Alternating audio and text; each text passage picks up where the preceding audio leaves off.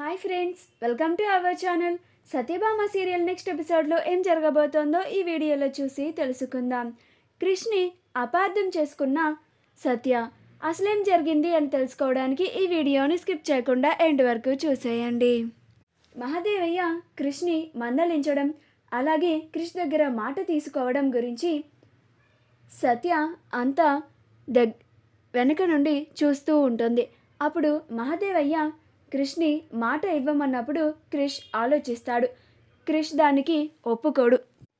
బాపు, నువ్వు ఆలోచించేది చాలా తప్పు. నీ రాజకీయ భవిష్యత్తుకి ఎటువంటి భంగం కలగకుండా నేను మా మామని విడిపించుకుంటా. నువ్వు మాత్రం దీంట్లో నాకు అడ్డు రాకు అని అంటాడు. అప్పుడు మహాదేవయ్య కోపంగా అక్కడ నుంచి వెళ్ళిపోతాడు. సత్య మహాదేవయ్య రావడం చూసి పక్కకి వెళ్ళిపోతుంది. ఆ తర్వాత క్రిష్ దగ్గరికి వచ్చి, ఏంటి క్రిష్, మీ బాపు మా నాన్నని విడిపించడానికి ఎందుకు అడ్డుపడుతున్నాడు అని అంటుంది. మీ బాపే అడ్డుపడుతున్నాడా లేక నువ్వు కూడా మీ బాపుతో కలిసిపోయావా అని అంటుంది. అప్పుడు క్రిష్, ఎందుకు సత్య గిట్ల నన్ను అపార్థం చేసుకుంటావు? నేను నీకు మాట ఇచ్చాను కదా, నన్ను నమ్ము అని అంటాడు. అప్పుడు సత్య, అలాగే క్రిష్, నేను నిన్ను నమ్ముతాను. మనం మా నాన్నని విడిపించడానికి ఒక కొత్త లాయర్ని చూడాలి. దానికోసం మనం బయటికి వెళ్ళాల్సిందే. నేను కూడా వస్తాను అని అంటుంది. అప్పుడు క్రిష్, సత్య, నేను నీకు ఏం చెప్పాను? ఇంట్లోనే ఉండమని చెప్పిండు కదా అని అంటాడు. అప్పుడు సత్య, లేదు క్రిష్, ఈసారి నేను బయటికి రావాల్సిందే. నేనే వచ్చి ఆ లాయర్ ఎవరో చూస్తాను.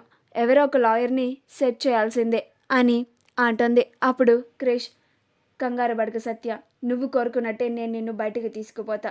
ఇద్దరం గుడికి వెళ్తున్నామని చెప్పి పార్టీ ప్రెసిడెంట్ గారు ఇంటికి వచ్చి లంచ్ చేసిన తర్వాత నేను నిన్ను తీసుకుపోతా, నన్ను నమ్ము అని అంటాడు. అప్పుడు సత్య, అలాగే క్రిష్, నువ్వు కనుక నన్ను తీసుకెళ్ళకపోతే నేనే బయటికి వెళ్తాను అని అంటుంది.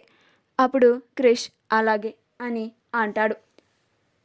సత్య పార్టీ ప్రెసిడెంట్ ఇంటికి వస్తున్నాడని లంచ్కి డిషెస్ అన్నీ ప్రిపేర్ చేస్తూ ఉంటుంది. అప్పుడు రేణుక వంటగదిలోకి వస్తుంది. ఏంటి సత్య ఇది, నువ్వు ఇవన్నీ చాలా బాధగా ఉండి తప్పక ఈ పనులన్నీ చేస్తున్నావు కదా అని అంటుంది. అప్పుడు సత్య, ఇవన్నీ చేయడం నాకు తప్పదు కదక్క అని అంటుంది.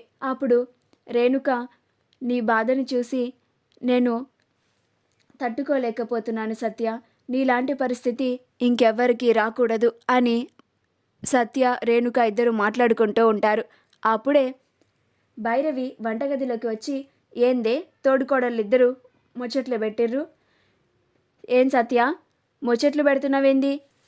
వంటలు చేసినవా అని అంటుంది. అప్పుడు సత్య, లేదత్తయ్య, ఇప్పుడే చేస్తున్నాను, అయిపోవచ్చాయి అని అంటుంది. అప్పుడు భైరవి, పార్టీ ప్రెసిడెంట్ గారి దగ్గర మీ మావయ్యకి మాట రాకూడదు, మాట వస్తే ఆయన కోపానికి బలైపోతావు అని అంటుంది. అప్పుడు సత్య, మాట రానివ్వనత్తయ్య అని అంటుంది.